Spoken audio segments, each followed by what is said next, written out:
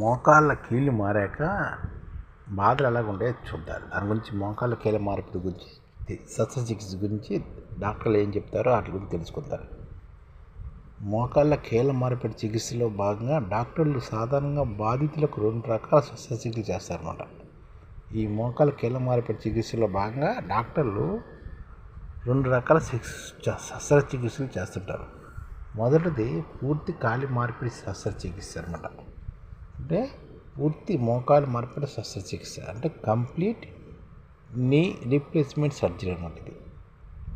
ఇది మొదటిది. రెండోది పాక్షిక మోకాలు కీలు మార్పిడి శస్త్రచికిత్స అనమాట. అంటే పార్టిషియల్లీ నీ రీప్లేస్మెంట్ సర్జరీ. అంటే మొదటిది అంటే కంప్లీట్ నీ రీప్లేస్మెంట్ సర్జరీ, రెండోది పార్షియల్లీ నీ రీప్లేస్మెంట్ సర్జరీ అనమాట. వీటిలో పాక్షిక మోకాలు మార్పిడి శస్త్రచికిత్సలో కోలుకోవడం అనేది చాలా త్వరితగతిగా అంటే 2 నుంచి 4 వారాల్లో జరుగుతుంది. అదే పూర్తి మోకాలు కీలు మార్పిడి శస్త్రచికిత్స త్వరగా కోలుకోవడానికి 4 నుంచి 6 వారాల వ్యవధి అవసరం. బాధితుల అవసరాన్ని బట్టి రెండింటిలో ఒకదాన్ని డాక్టర్ సూచిస్తారన్నమాట. రెండింటి స్వభావాలు మన్నికలు ఒకేలా కూడా ఉంటాయి. రెండింటి స్వభావం మన్నికలు ఒకేలాగా ఉంటాయి అన్నమాట. పోలికలు ఏంటంటే చూద్దారు. ఈ పై పేర్కొన్న కాల వ్యవధులను చాలామంది వ్యక్తిని పరిశీలించి ఒక సగటు సమయాన్ని పేర్కొనడం కోసం చెప్పింది మాత్రమే. వారి శరీర తత్వాన్ని బట్టి, అలాగే రోగనిరోధక వ్యవస్థ తాలూకు చురుకుదనం, వారి సాధారణ ఆరోగ్యం, దీర్ఘకాలిక ఆరోగ్య సమస్యలు వీటన్ని ఆధారంగా కోలుకునే సమయం ఒకరి నుంచి మరొకరికి మారవచ్చు. అంటే 2 వారాలు 3 వారాలు చెప్తాయంట కదా, అది 4 వారాలు అవ్వచ్చు, 5 వారాలు అవ్వచ్చు. 4 నుంచి 6 వారాలు వ్యవధి అనేది సంవత్సరం పట్టచ్చు, చెప్పలేము. వారి శరీరతత్వాన్ని బట్టి, వారి ఆరోగ్య సమస్యను బట్టి ఉంటుందన్నమాట.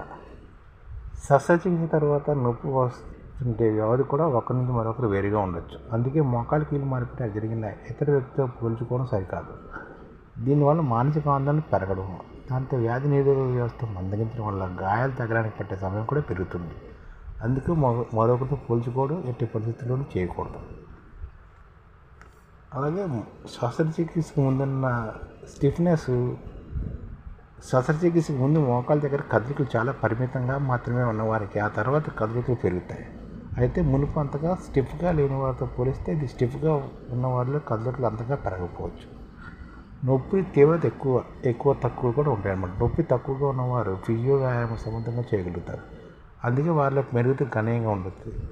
నొప్పి విపరీతం ఉన్న వాళ్ళు వ్యాయామాల సమయంలో నొప్పిని అంతగా భరించలేకపోవడంతో వ్యాయామం అంతగా ఎక్కువగా లేకపోవడం వల్ల పూర్తి స్థాయి నార్మల్ కదలికలు రాకుండా కేవలం పరిమితి మాత్రమే మెరుగుదల కనిపిస్తుంటారు అన్నమాట.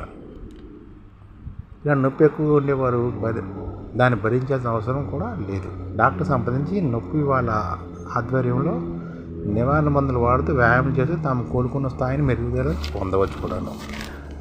అలాగే శస్త్రచికిత్సలోని మెరుగుదల అంశాలు ఏ అంశాలపై ఆధారపడి ఉంటాయంటే, శస్త్రచికిత్స తర్వాత కాలి కదలికలు మామూలుగా మారడం లేదా మోకాల దగ్గర నార్మల్గా ఉండడం అనేవి కొన్ని అంశాల మీద ఆధారపడి ఉంటాయి అన్నమాట. అవి శస్త్రచికిత్సలు ఏ టెక్నాలజీ వాడాలనే అంశం, శస్త్రచికిత్సలు ఏ తరహా టెక్నిక్ వాడాలనే అంశంతో పాటు శస్త్రచికిత్స సమయంలోనే లోపల ఉన్న అవరోధాలను, వైకల్యాలను, ఇతర సమస్యలను ఏ మేరకు రిపేర్ చేశారనే అంశాలపై కూడా చికిత్స తర్వాత మెరుగుదల ఆధారపడి ఉంటుందన్నమాట. కృత్రిమ మోకాల తాలూకు డిజైన్ కూడాను. ఈ కృత్రిమంగా లోపల అమర్చే భాగాన్ని ప్రోస్టోసిస్ అంటారన్నమాట. ఈ ప్రోస్టోసిస్ డిజైన్ బట్టి కూడా మెరుగుదల ఉంటుంది. ఇప్పుడు కొత్తగా అందుబాటులో వచ్చిన డివైజులు మోకాళ్ళ కీళ్ళ దగ్గర కదలికలు, ఫుట్ రేంజ్లు చాలా ఎక్కువ గరిష్టంగా ఉండేలా డిజైన్ చేసినవి అందుబాటులోకి వస్తున్నాయి. ఈ జాగ్రత్తలు కూడా తప్పనిసరిగా చేస్తే మనం చాలా వరకు సమస్యలను తగ్గించుకోవచ్చు. శస్త్రచికిత్స సమయంలో పెట్టే ఘాటు వద్ద కొందరు స్పష్టత తెలియకపోవడం లాంటి లక్షణం కనిపిస్తే, మరికొందరిలో అక్కడ ముట్టుకోకపోవడం హైపర్ టెన్షన్ లక్షణం కనిపిస్తుంది. అందుకే బాధితుల్లో కనిపించే లక్షణం ఏదైనా సరే దాని గురించి ఆందోళన చెందకూడదు. ఇతర బాధితులతో శస్త్రచికిత్స జరిగిన వల్ల ఈ భావాలు పంచుకోకుండా కేవలం మీ డాక్టర్తో మాట్లాడడం మంచిది. శస్త్రచికిత్స గాయం దగ్గర ఇలా స్వచ్ఛత తెలియకుండా ఉన్న కొందరిలో ఘాటు పెట్టిన భాగం పొడిగా ఉండడంతో పాటు అక్కడ దురద కూడా వస్తుండడం జరుగుతుంది. ఇలాంటప్పుడు అక్కడ పైపోతలు ఉంటే టాపికల్ మాయిశ్చరైజర్ రాయడం మంచిది. ఈ మోకాలు కీలు మార్పిడి శస్త్రచికిత్స తర్వాత చేయవలసినవి చేయకూడనివి ఏంటో తెలుసుకుంటే, మోకాలు కీలు మార్పిడి శస్త్రచికిత్స తర్వాత గాయం నయం కావడం కానీ లేదా మెరుగుదల కానీ కృత్రిమ కీలు చాలా రోజులు మణిగుతూ ఉండడం కానీ పాటించిన సూచనలు ప్రధానంగా ఏంటంటే బరువు అదుపులో ఉంచుకోవడం. స్థూలకాయం వల్ల కృత్రిమ కీలుపై బరువు పడడం వల్ల మన్నిక తగ్గే అవకాశం ఉంటుంది. అందుకని బరువును అదుపులో ఉంచుకోవాలన్నమాట. కృత్రిమ కీలు తగినంత కదలికలు కీలు అవసరంగా బలం సమకూరంతో పాటు అధిక కాలం మన్నికతో ఉండడం కూడా ఈ క్వాడ్రిసెప్స్ హ్యామ్స్ట్రింగ్స్ కండరాలు బలంగా వ్యాయామాలు చేయాలి. క్రమం తప్పకుండా స్విమ్మింగ్, సైక్లింగ్, నడక వ్యాయామాలు చేయాలి. ఇక్కడ పేర్కొన్న వ్యాయామంలో బాధితులకు అనువుగా ఉన్న వాటిని రోజుకు 30 నుంచి 45 నిమిషాల పాటు 6 రోజులు పాటిస్తూ ఉండాలన్నమాట. వారంలో కనీసం 6 రోజులు చేయాలన్నమాట. రన్నింగ్, ఆటలాట వంటి వ్యాయామాలు చేయకూడదు. దీనివల్ల వచ్చిన కీలు కృత్రిమ కీలుపై భారం ఎక్కువగా పడి అక్కడ గాయం కూడా రావచ్చు. అందుకని పరిగెడ్డాలు, ఆటలాడడం అటువంటి కొంచెం తగ్గించుకోవాలి. మొక్కలు పూర్తిగా ముడుచుకునేలా గుంజీలు తీయడం వంటి వ్యాయామాలు, అలాగే బాసిని పట్టం వేసి కూర్చోవడం అలాంటివి చేయకూడదు. కృత్రిమ కీలులోని పాలిఇథిలిన్ ప్లాస్టిక్ స్పైర్ భాగం కొంత సున్నితమైనది కాబట్టి నడక, కట్టి వ్యాయామాలు రాఫ్గా ఉపయోగించబడిన సందర్భాల్లో కొంత విచక్షణ పాటించి జాగ్రత్తగా చూసుకోవాలి. నల్లకు సంబంధించిన సమస్యలు కానీ లేదా నడకలో నొప్పి కానీ ఉంటే వాకర్ లేదా వాకింగ్ స్టిక్ వంటి ఉపకరణాలు తీసుకోవాలి. చివరిగా కృత్రిమ కీలు కొత్తగా శరీరంలోకి వచ్చి చేరిన భాగమైనందువల్ల మిగతా అవయవాలాగా దీని గురించి ప్రత్యేక శ్రద్ధ తీసుకోవడం అవసరం. ఈలోపు జ్వరము, గాయం దగ్గర అయిన తీవ్ర నొప్పి రావడం లేదా ఎర్రగా మారడం లక్షణం కూడా కనిపిస్తే తక్షణం డాక్టర్ని తెలుసుకోవాలి. అలాగే చెవి, గొంతు, మూత సంబంధించిన ఇన్ఫెక్షన్ కనిపించిన వెంటనే డాక్టర్ని కలవాలి. అంతే తప్ప సొంత చికిత్స రూపంలో యాంటీబయాటిక్స్ వాడడం మంచిది కాదు. ఈ విధంగా మన శరీరంలో కీలు మార్పిడి జరుగుతుంది అన్నమాట. ఇప్పుడు సాధారణంగా మోకాలు కీలు మా శస్త్రచికిత్స ఏదైనప్పటికీ బాధితులు శస్త్రచికిత్స అయిన వెంటనే అదే రోజున నడిపిస్తారు. అటు తర్వాత వారికి కూర్చుండే చేసే స్టాటిక్ వ్యాయామాలు, కందలికలు చేయాల్సిన డైనమిక్ వ్యాయామాలతో పాటు వాకర్ సాయంతో నడిచేవి, వాకింగ్, మోకాలు కదలికలు చేసేవి ఇలాంటివి చేస్తుంటారు. అయితే శస్త్రచికిత్స తర్వాత ఉండే నొప్పి 24 నుంచి 48 గంటల్లో తగ్గుతుంది కాబట్టి కొన్ని వ్యాయామాలు ఆ తర్వాత చేయిస్తారు. అలాగే మోకాల దగ్గర శస్త్రచికిత్స కోసం పెట్టిన ఘాట్లు 4 నుంచి 6 వారాల్లో నయమవుతుంది.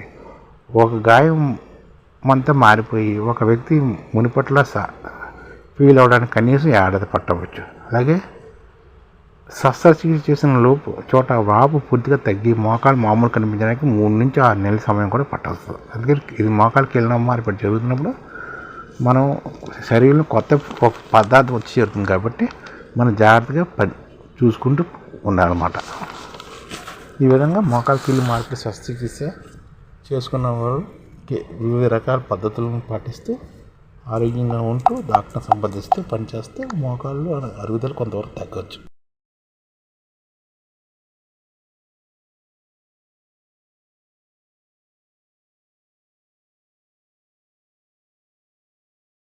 ఈ ఛానల్ ముఖ్య ఉద్దేశం ఏంటంటే మన తెలుగు రాష్ట్రాల్లో 1 కోటి మందికి సంఘటిత రంగాల్లో ఏ విధంగా ఉద్యోగాలు ఇవ్వవచ్చు, కనీస నెల జీతం 30,000 వరకు ఏ విధంగా ఇవ్వవచ్చు, ఏ విధంగా చేస్తే ఉద్యోగాలు సృష్టించబడతాయో వివరిస్తూ ఈ ఛానల్ వీడియోలు వస్తాయి. అలాంటి వీడియోలు మీకు కావాలంటే మన ఐడిఎఫ్ భాస్కర్ ఛానల్ని సబ్స్క్రైబ్ చేసుకోండి. ఐడిఎఫ్ అంటే ఇండియన్ డెవలప్మెంట్ ఫోర్స్.